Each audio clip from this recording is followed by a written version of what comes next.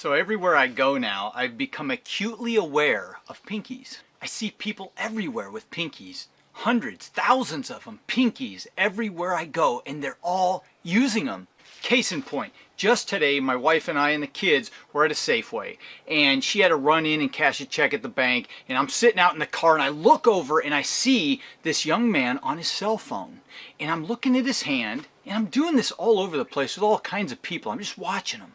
But I'm watching this young man with his cell phone, and he's got that little pinky curled around, and it's holding onto the cell phone, and I'm looking at him and I think, I wonder if that young man realizes just how fortunate he is. So I'm back, guys. We're doing good. I'm post-op day 4. Minimal, I mean very minimal pain, no real issues. Looking forward to occupational therapy tomorrow. That's Wednesday. And I want to take a few minutes, since we've already started down this little road, our little club that we've got going on here, and I want to talk to you about what I've learned in the last couple days of all of this happening. Actually, in the last week and a half, my mind's slowing down, and I'm really starting to get some perspective on life that I did not have prior to this injury. We're going to talk about that, but first, I want to ask you guys a question, and I appreciate if you would just comment down below and let me know about your experience, because I am really, really interested, and I can't find information hardly anywhere online about this. Are you ready? Here goes. I don't know if it's the anesthesia or my hormones and what the drugs did to them or what the heck it is, but ever since surgery, I am one greasy, oily dude, man. I'm gonna have to take showers like twice a day right now.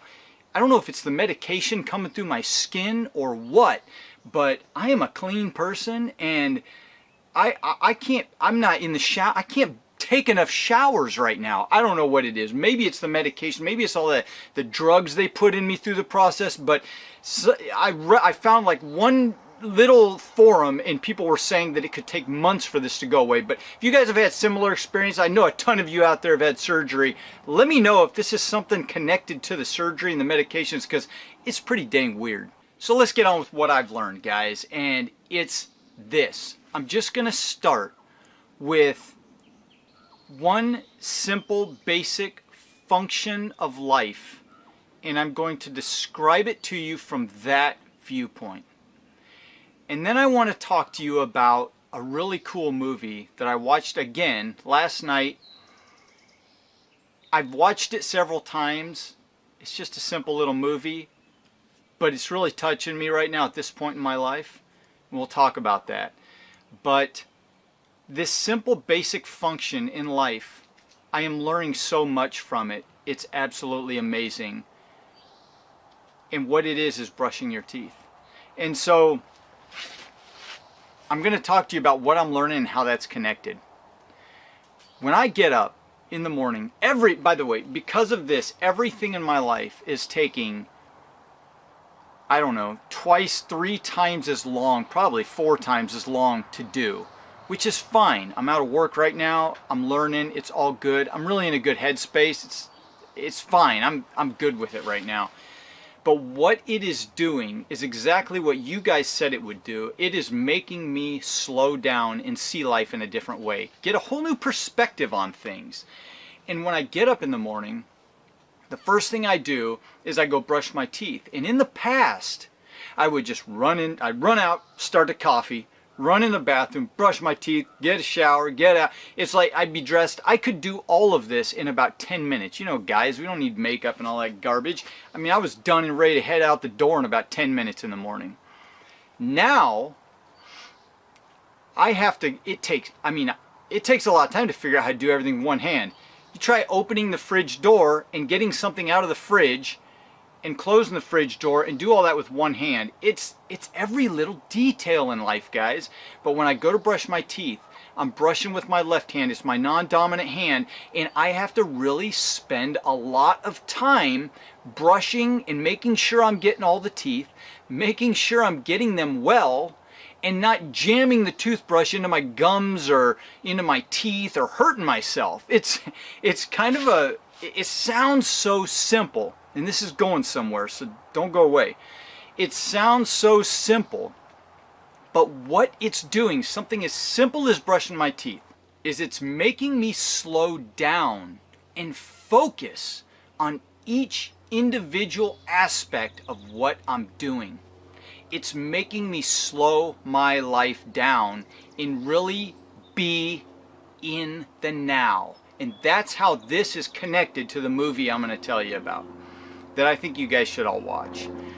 But a big part of me and my personality, and I've told you this before, is constantly being in the future.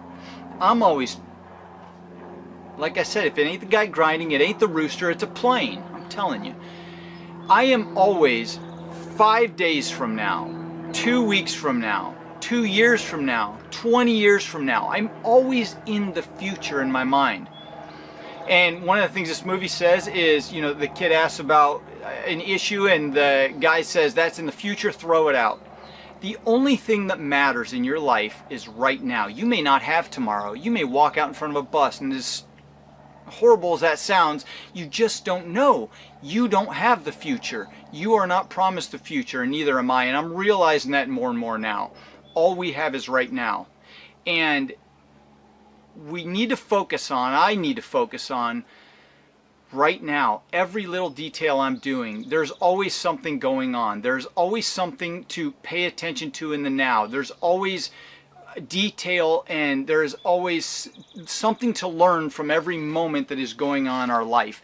And it is never good to be out of our mind into the future. It's always good to be mindful in the now and know what's going on and be with it and be in the experience. And I know it sounds simple. I know it may sound kind of goofy.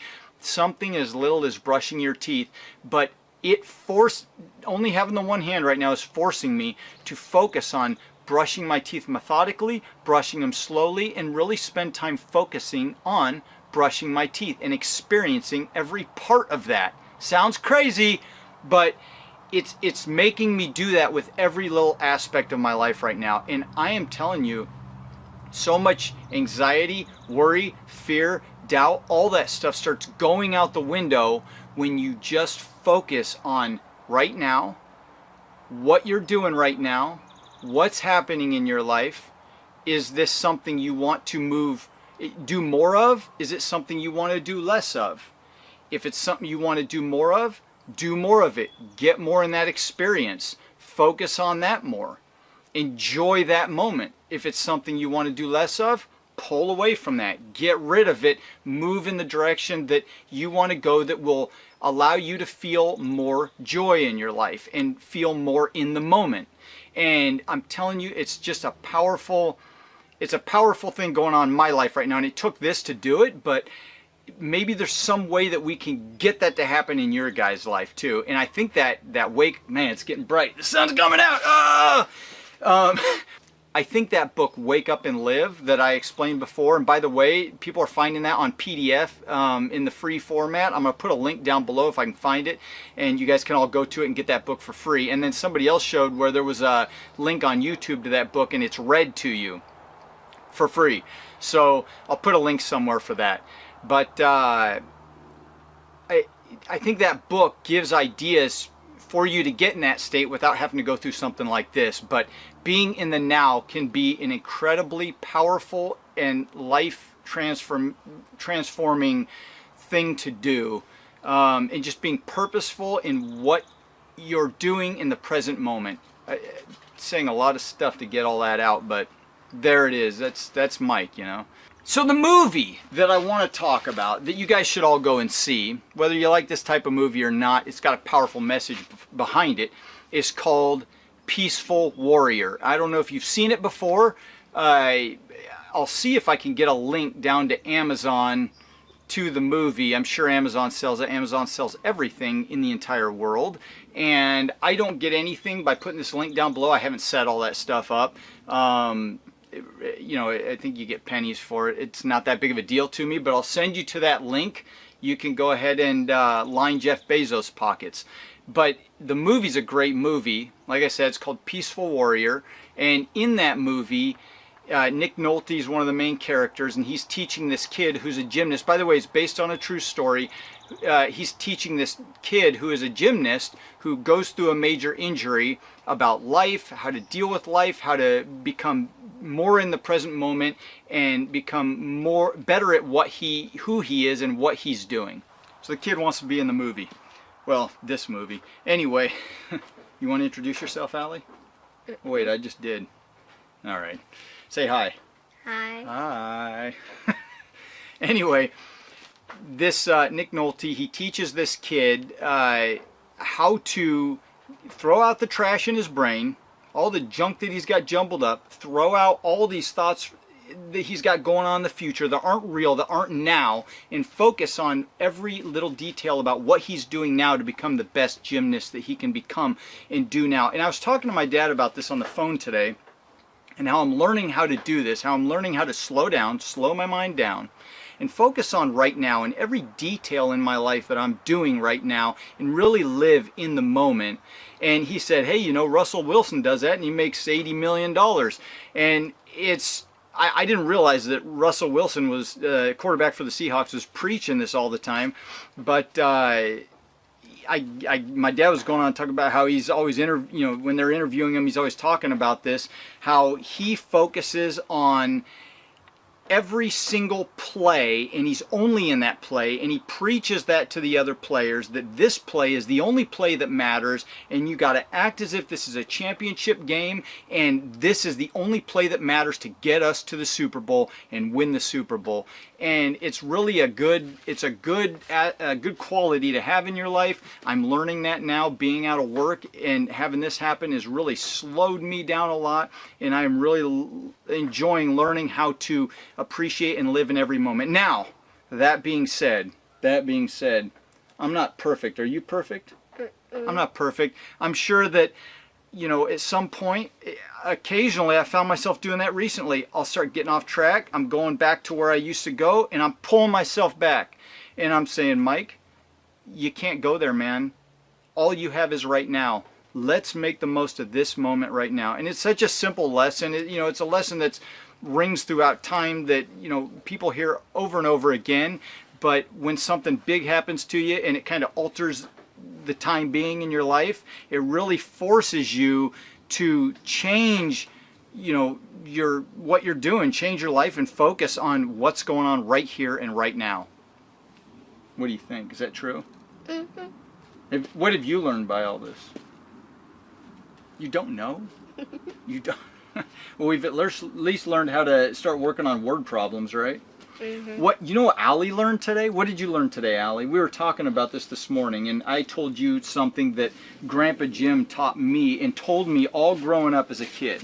I'd come to him and say, what do I need to learn to do all this algebra for? And she's working on word problems in school right now, and she gets frustrated, and she comes to Dad. She wants Dad to give her all the answers on the word problems. Of course, Dad is such a mean dad. He won't give her any of the answers. He makes her think about them and figure them out for herself while he helps her through them. But what did I tell you Grandpa Jim taught me and always said to me growing up when I would come to him with questions about why do I have to learn all this math? What would he say? I forgot. Jeez. He would say, I'm going to tell you again, okay? Because someday you're going to tell your kids. He would say, you don't go to school to learn algebra. You don't. You don't go to school to learn calculus. You're probably not going to use that stuff unless you're an engineer. You don't go to school to learn those individual subjects. What do you go to school for? To learn to think deep thoughts. So it only helps you. It does not help you if you come to me with a word problem and you say, Daddy, how do I do this? And I say, well, let's read it. And then you say, do I do this, 8 times 9? And I just say, yes. That doesn't help you. Why? Because you're not learning how to do the word problem. You're learning to think deep thoughts, right? Mm-hmm. So you have to actually think about that and break it down and break the problem down and draw it if you have to and work at it and figure it out. And you got to twist that brain around and work at it as hard as you can so that you can figure out and learn and stretch your brain to think deeper thoughts. So that when you have problems, maybe not word problems, but problems that are bigger later on in life, you can figure them out.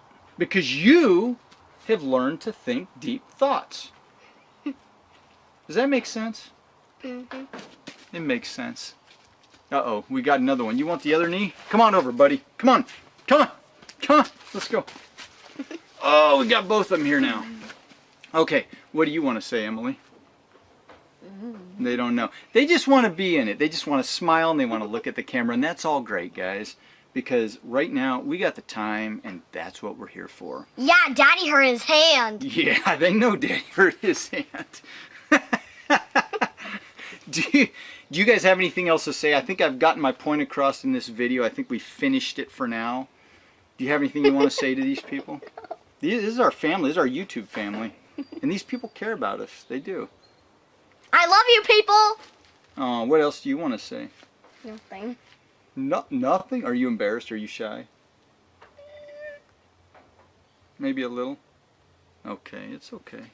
I'm All right. not shy. Yeah, you're a little noise box, aren't you? I thought I was. Well, you are too. You're Mrs. Giggles. All right. So, what we'll do here is we'll end it and we'll say, you're not looking at the camera. The end. We'll say, thank you for watching. We hope that you appreciated this show. And we'll see you in the next video. Like it if you like it. Subscribe if you want to follow along. Have an awesome week. And we'll see you in the next video.